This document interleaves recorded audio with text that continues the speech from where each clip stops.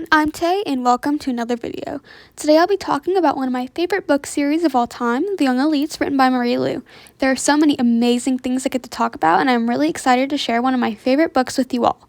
Because this is a book review, I will be discussing in depth the content of this book. I'm giving a spoiler warning now. Continue watching at your own risk. Thank you! We are also hosting a small giveaway, so wait until the end to see the details. Unlike my last video, I'm going into even more detail about the characters and plot. I'll be talking about the four main characters from my least favorite to my favorite. Raphael is a character.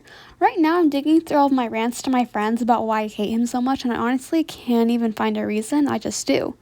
Maybe it's because he's boring, he's predictable, he's anti-Adelina, I don't really know.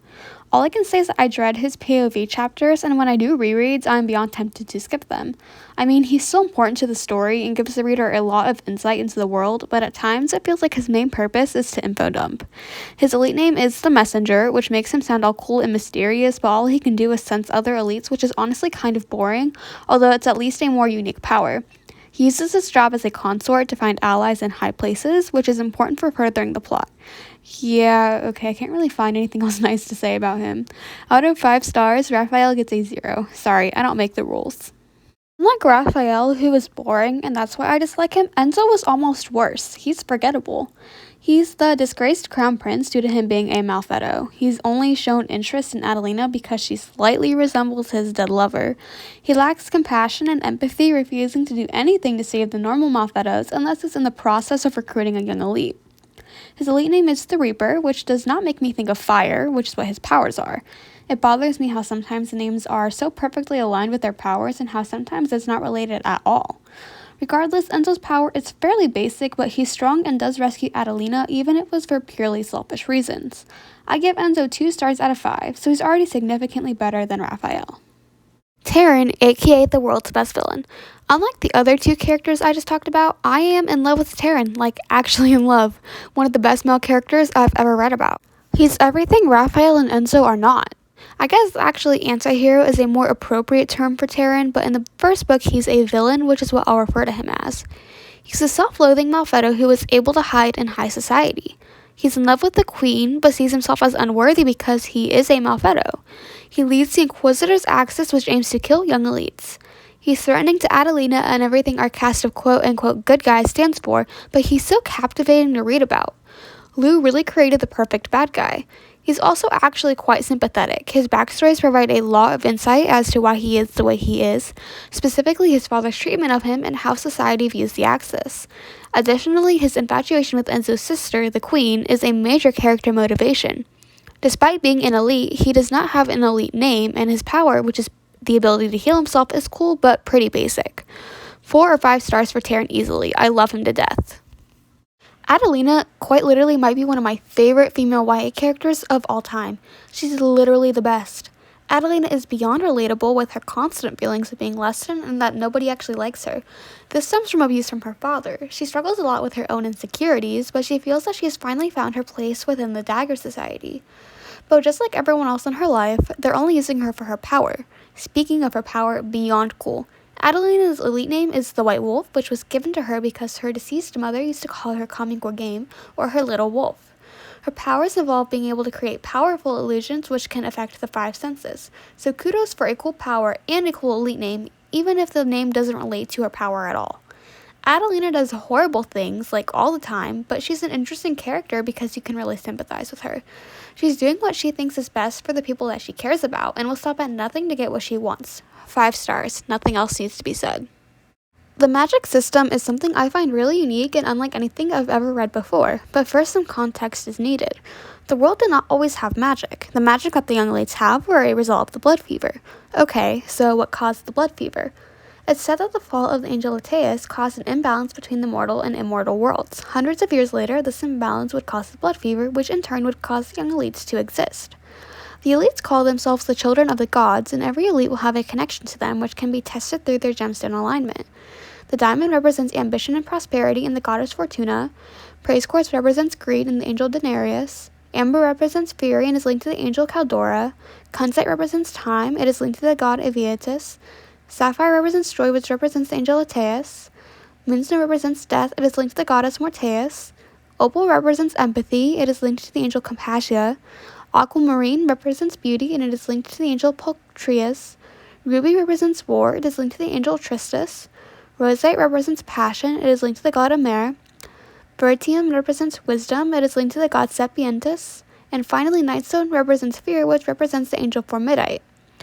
The elite's powers will also be related in some way to one of the gods that they are aligned to. Some characters' abilities can grow stronger when in presence of an emotion they are linked to. For example, Adelina is linked to Formidite, the angel of fear, so when people around her are afraid, she only grows stronger. Additionally, all elites possess markings which is caused by their mortal body's inability to properly hold their new abilities.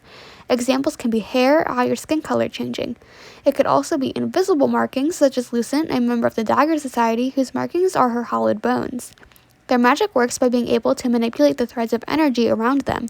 It is also said that no two elites have the exact same power, which is a breath of fresh air to see a cast of magical characters who all have different abilities. The Dagger Society is led by Enzo, and its main goal is to restore the throne under Enzo. They will occasionally assist a Malfetto in need, but their primary goal is to help the elites. Some of the members include Gemma, aka the Star Thief, Lucent, aka Windwalker, Enzo, Raphael, Adelina, Michael, aka the Architect, and Dante, aka the Spider. The book starts off with Adelina in a prison cell, telling the story of how she got there. It all begins when Adelina overhears her father planning to sell her to be some merchant's mistress. Distraught, Adelina tries to run away but is caught by her father. Suddenly, tall, shadow-like things rise from the ground, startling her father while Adelina's horse runs him over, killing him. The shadows are the first manifestation of Adelina's power. She runs away and is able to evade the axis for a bit, but is then betrayed by her little sister Violetta and subsequently taken away for the murder of her father.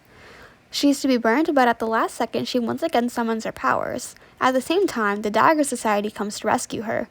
Adelina is then whisked away to the capital and is initiated into the Dagger Society. There she meets other elites such as Gemma, Lucent, Michael, and Dante. While Raphael is distrustful of her due to her powers and her overwhelming ambition, Enzo is unworried and reminds Raphael that she will be a valuable asset. Throughout her time training, Terran is blackmailing her to reveal information about the elites. If she does not comply, he will kill her sister. Adelina eventually kills Dante as he finds out about her and Terran. This starts Adelina's descent into madness. She is, however, able to rescue her sister, and together they escape to the other daggers, where they decide they will fight Terran and attempt to kill him. To do this, Adelina uses her powers to disguise Enzo to appear like Terran. However, Enzo bumps into Adelina, scaring her, and she then uses her powers on Enzo, believing it was actually Terran. This gives Terran the opportunity to kill Enzo as he is weakened by Adelina's attack. She then passes out, and later she wakes up surrounded by the daggers, with Raphael being appointed the new leader. She confesses to her deal with Terran, pleading with them to understand, but they cast her out. Bitter, Adelina decides she will start a society of her own to take over, since she believes the daggers used her and she no longer trusts them leading the country. I personally really love this book. Most of the characters are incredibly dark and complex, which makes for a compelling story. Even if I dislike Raphael, I can still acknowledge that he was an important character to the story, and at the very least a complex character. I loved the chapter openers as well, which are short poems, stories, or documents from the universe, which gives the reader an intimate look at the culture and relations in the story. The plot I also find really fun, and the setting is beautifully written. And I think this series is easily Lou's best piece of work, although the sequel to Rose Society is even better than The Young Elites.